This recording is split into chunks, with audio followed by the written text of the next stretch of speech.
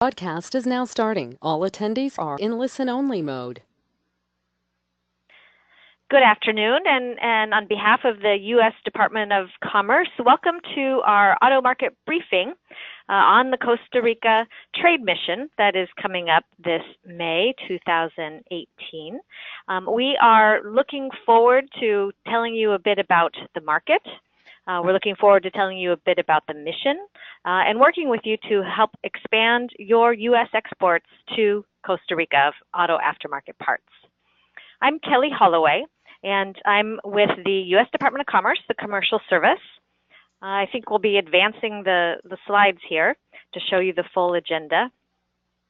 I'm with the branch of the Commercial Service that promotes trade, and we are working with the Auto Care Association under an award that you will hear more about from Angela Chang, the Director of International Affairs at the Auto Care Association. We'll then hear about the market as a whole, the commercial landscape, and dive deeper into what's most important to you, the aftermarket and opportunities it presents to expand your sales there, and then cover a bit about this business development program that the Auto Care Association has put together and is being supported on the ground by the U.S. Embassy, U.S. Commercial Service. So just to show how the Commercial Service fits within this overall federal maze, I am part of the International Trade Administration. It's part of the three-legged stool of the Commerce Department, supporting the economic interests of U.S. businesses. We specifically support companies looking to promote and market overseas, find distributors, understand the market, get their products into the market. And we have quite a wide footprint. Internationally, we are in some 128 offices in about 75 countries, and that accounts for the vast majority of U.S. exports worldwide. Those are markets where they are buying American-made products. And domestically, we have about 100 offices around the country. So there is somebody in your backyard that works as a trade advisor to make sure you're making the best use you can of the commercial service and the various programs that are happening all around the world all the time. So I want to keep that introduction brief, and it's my pleasure to introduce Angela Chang, who's the Director of International Affairs for the Auto Care Association. Thank you, Kelly. This is Angela from the Auto Care Association. And for those of you who are not familiar with us, we are a trade association based outside of Washington, D.C. in Bethesda, Maryland. We protect and advance the interests of businesses providing aftermarket products and services of all classes of motor vehicles. The association has nearly 3,000 member companies. We represent 150,000 independent automotive businesses that manufacture, distribute, and sell motor vehicle parts, accessories, tools, equipment, materials and supplies, and perform vehicle service and repair. On this slide, you'll see some of the resources and services for our members. We provide industry legislation advocacy through our government affairs team, professional development and education, technology standards to manage and exchange automotive catalog data, market intelligence, communication resources to keep you updated, and international growth and business development opportunities, which we will talk more of today.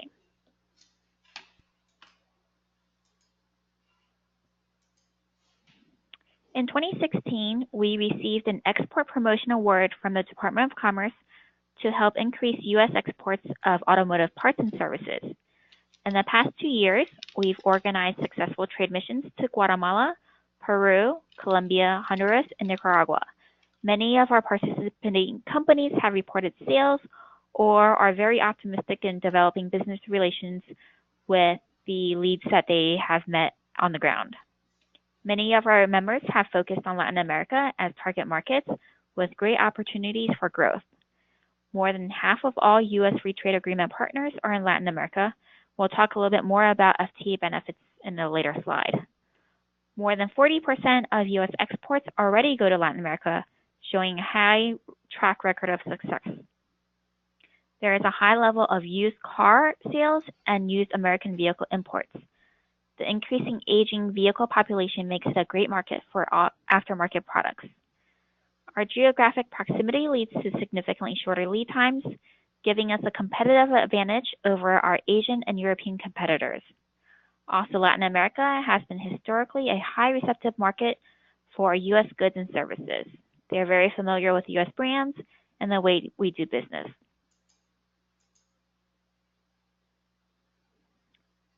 FTA benefits. As I mentioned on the previous slide, the U.S. has signed free trade agreements with many Latin American countries, making them excellent targets for export growth. First, most auto parts are currently entering these markets tariff-free. FTAs also reduce non-tariff barriers and discriminatory regulations.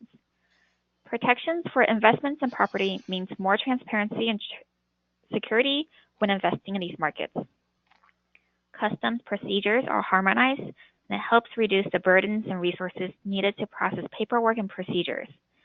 Additionally, FTAs have a system in place for resolving legal disputes. This element is especially helpful when doing business in a foreign market that has a different language, a different legal system, and business customs. All of these benefits that you see allow you to compete on a more level playing field than in a non-FTA country.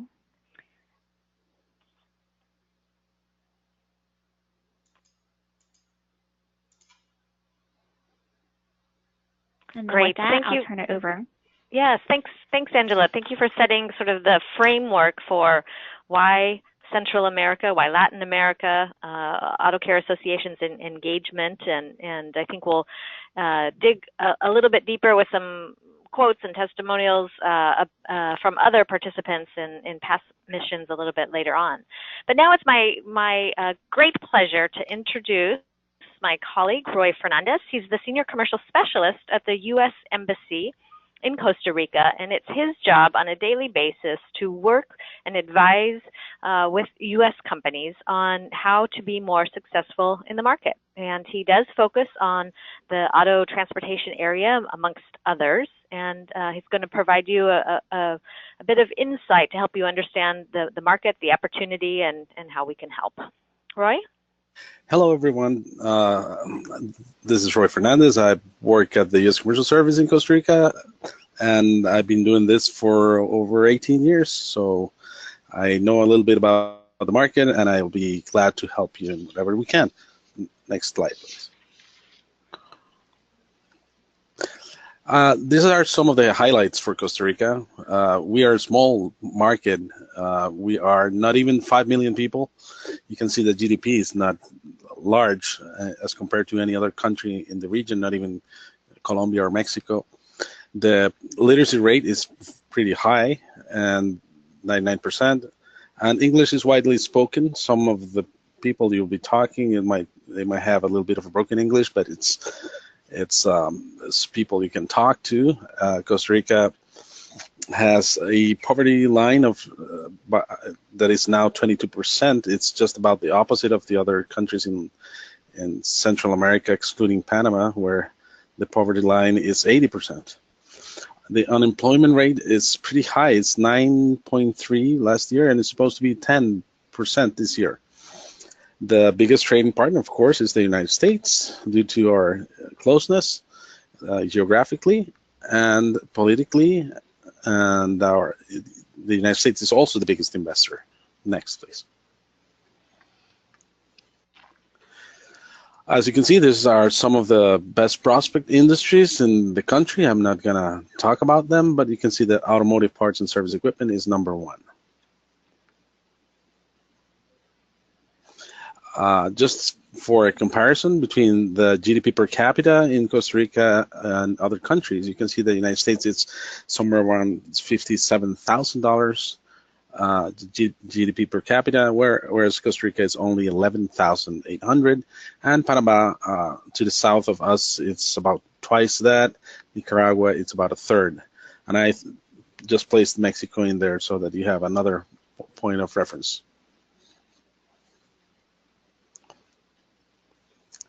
This is the map of Costa Rica. It doesn't really come very clean on everything that is there, but let me just let you know that there are 2 border crossings to the southeast and to the north. The two to the southeast go to Panama, the other two go to Nicaragua. We have two major international airports, one in San Jose, which is the capital city, and the other one in Liberia, which is the capital city of the province of Guanacaste on the northwest. Also there we have 4 ports, and one that is being built is called APM Terminals, the company that's building it, and so that you have a little bit of an idea of how Costa Rica is and how it's situated and everything. Next. There's several projects that will take years to make. I'm just letting you know that, you know, a new highway, an international airport, and Arotina, and the new electric commuter rail are being done. But that's just for you to know.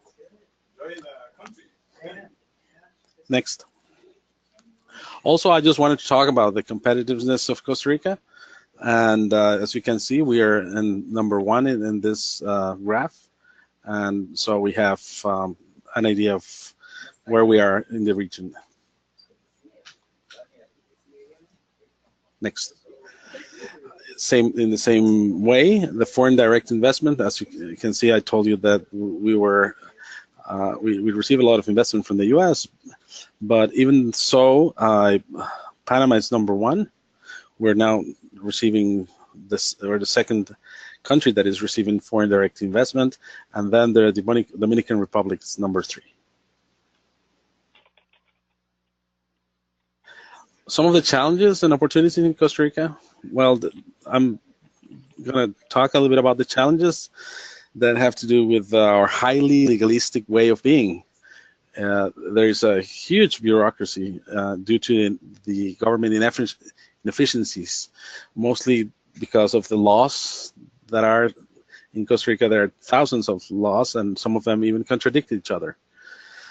The Costa Rica's infrastructure is poor. It hasn't been worked in decades, and that is good news for people selling auto parts.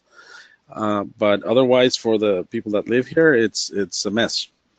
The financial structure, its infrastructure is one of the problems that we have, and you know, there are other things that I could talk to about how slow things move here, and how time is not money. Time is just something you can waste, and it's part of the pura vida or pure life type of sentiment that goes around the country. A factoid that has nothing to do with anything is that we're #1 in the world for stolen US passports, probably because people that come here to vacation, they don't really take care of their own things because they think they're in paradise. Anyway, other challenges are customs, because they're really high in the way that they are managed, and excessive controls. Also, the borders are very slow. Opportunities, well, this is what we're here for. We are talking about a country that has been a strategic partner and a great democracy, and with a labor that is well educated. It has transparent institutions and business sophistication, all those things that you need if you like to go work somewhere that is not the United States. This is a good place with good governance standards. And as I told you before, the strategic geographic location is second to none. We're right here. We could just take a plane in 2.5 hours and be in Miami, or 4 hours being in Texas. The greater legal certainty, that's another thing that, you know, it might take years to get solved through our inefficient government, but it will get through, and you will get a ruling because of our good institutions. Next. Now I'm going to talk a little bit about the market in Costa Rica and the opportunities.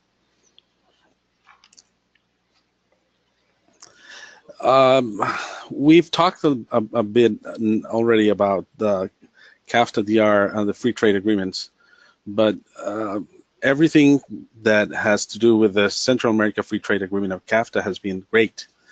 It's been more trade. It's been more comprehensive, and in general, it's been great for both countries, the United States and Costa Rica, or the United States and the other countries that conform CAFTA. I'm not going to go into details here, but I hope you can read it later. Next. Costa Rica, going back, we have a very low inflation rate at the moment. That might change depending on the government that will take, that will be in place now in May 8. The new government may go and make this higher or lower depending on who we choose. We talked about the population and the area of Costa Rica. We haven't, but it's about the size of West Virginia, or 19,000 square miles. We're tiny. And the 5 productive areas that are the most important are tourism, medical equipment, financial services, and agricultural products.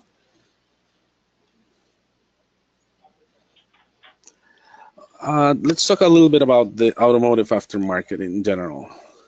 The total automotive aftermarket imports for Costa Rica is 356 million. That's just from last year. The automotive park is not huge, but it's pretty reasonable for a 5 million people country with 1.6 million, including motorcycles and trucks. Restrictions, there are very few restrictions, and some of them are weird, like this one that I'm going to tell you, that the retread or used tires may not be imported to Costa Rica unless they come attached to a rim. It's one of those things where most people don't send used or retread tires anyway. To Costa Rica, it's not a good market, but new ones, it is. I'm not going to talk about standards, but I'm going to go into what has been imported in cars in the last years. It's been somewhere around between 40,000 and 80,000 cars or vehicles per year. 64% of them are new and 40% are used, but the difference has been going more towards new. And also the distribution channels are new and pre-owned dealerships. IVEMA is the organization that does a car show every year. Actually, it started today, and it's where they showcase the new vehicles and everything in the market regarding to vehicles and small trucks. The tendencies are for what people want to buy: high quality, durability, and vehicles that have assortments of parts. Fast delivery are factors that are very important to increase U.S. sales of mostly parts. Chinese-made products continue to be the second option for the Costa Ricans when importing auto parts, whereas Japanese are the second or third good option when importing cars. The new law allows electric vehicles. There's been a new law that just passed in December, and allows electric vehicles to be imported for 5 years with fewer taxes if their value is under $30,000. There's no driving or parking restrictions if you buy an electric vehicle in the next 5 years, and you don't have to pay the driving tax that is very high. So they're trying to increase people to use EVs, mostly because the electric grid in Costa Rica is almost 100% renewables. The auto parts are well needed, and due to the hard conditions of the vehicles, the streets, and traffic, this is a perfect market to sell auto parts, as you can see in the picture to the right. Also, it's a mature marketplace. It's not one where you get you'll find that they don't have a thing. You can find almost every other part there is in Costa Rica. Next. The import and use of motorcycles has doubled in the last decade, and that's due to the lack of infrastructure, and some people that would never drive a bike are now driving bicycles because it takes them about half or a third of the time just to drive their motorcycles in between traffic.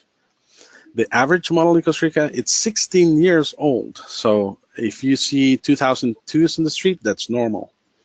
Internal taxes on vehicles doubled the original price as compared to the US, and that might be a reason of why cars are so old. Two brands make up about half the sales of Costa Rica, and those are Toyota and Hyundai. The US participation, the last time I checked, it was about 8% of US made vehicles. Used equipment and auto parts are not really well received. Most people buy new parts and even trucks. The numbers of importers of cars has been going down from 150 to less than 30 today, and it continues to decline due to the new vehicle sales. The new vehicle sales are increased mostly because of all the financing that has been available for the people. Next.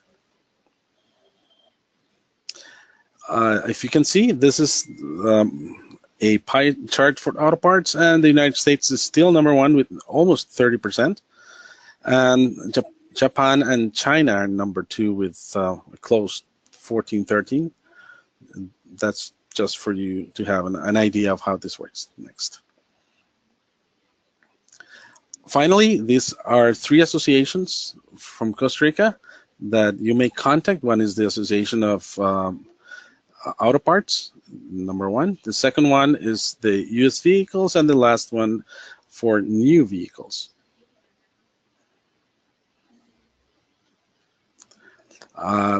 We've already talked about our services, are going to be talking about them, so I'm going to skip this part. And finally, this is my contact information on top. And because we work regionally, we have also the information from the other countries in the area that are my colleagues that handle this area in El Salvador, Guatemala, and Honduras. Thank you. Terrific, Roy. Thank you for that great overview, starting big, drilling into some of the specifics and the needs.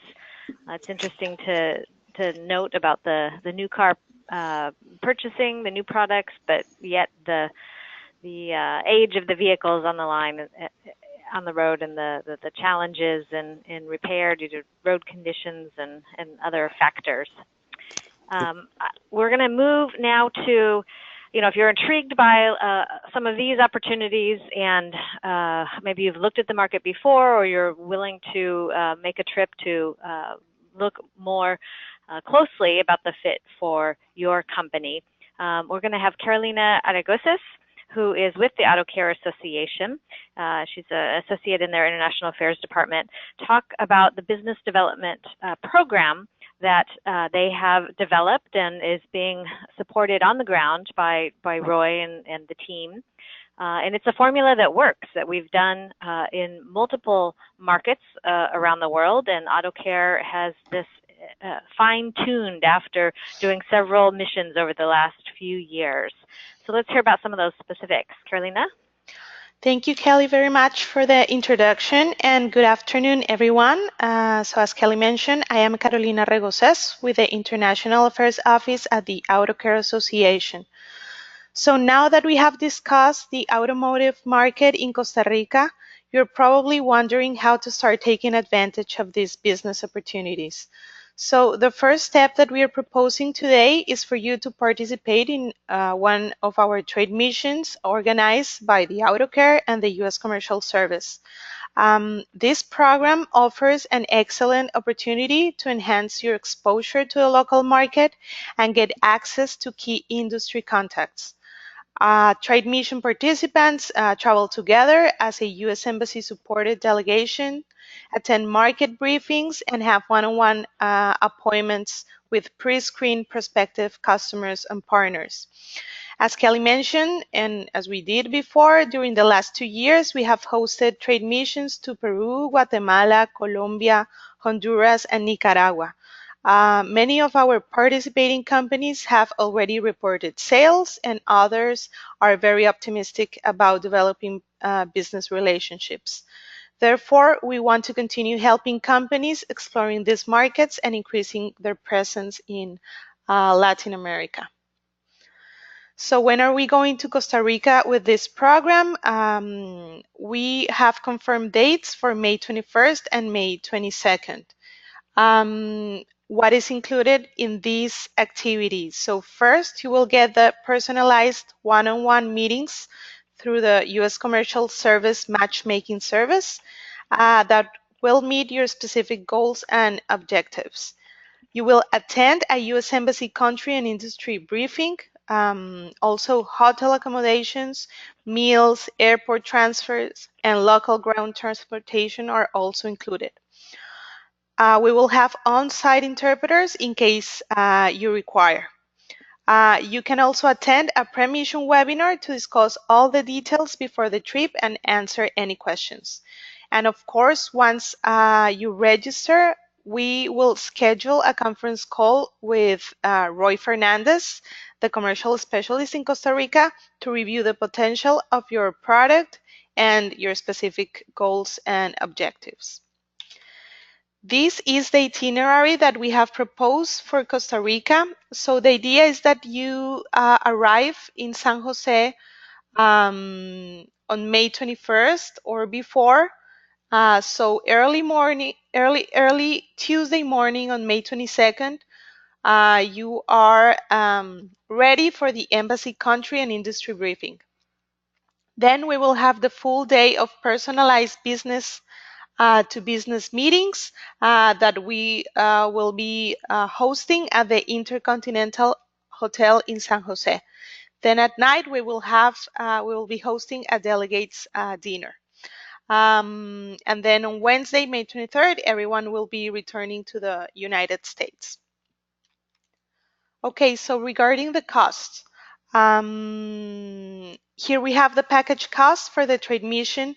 We have special prices for the members of the AutoCare, and also additional participants will pay $500. If you're interested in getting more information on how to become a member of the association, please contact me and I will send you all the information. So as part of the award that we received from the Department of Commerce, participants promoting U.S. products will receive a $2,000 US dollars upfront offset towards the trade mission package. So what it means that as long as you're promoting U.S. content products, you will qualify for this offset. If you are an AutoCare member, you will end up investing in this trade mission only $2,100. So it goes from $4,100 and then after the offset is $2,100. So again, this is a great value for the outcome you will receive. You will find more information about these content requirements in our trade mission webpage, and you can also email me with your specific questions. So again, what is included in this price and in this package, you will receive the business-to-business meetings, the U.S. Embassy briefing, the meals, which are breakfast, lunch, and dinner on the trade mission day, hotel accommodations and the Intercontinental that includes breakfast and Wi-Fi, local transportation from and to the airport and to other trade mission activities, and interpreter also if you need it. What is not included in the package? The expenses for airfare, non-specified meals, and incidentals. So what do you have to do if you want to register?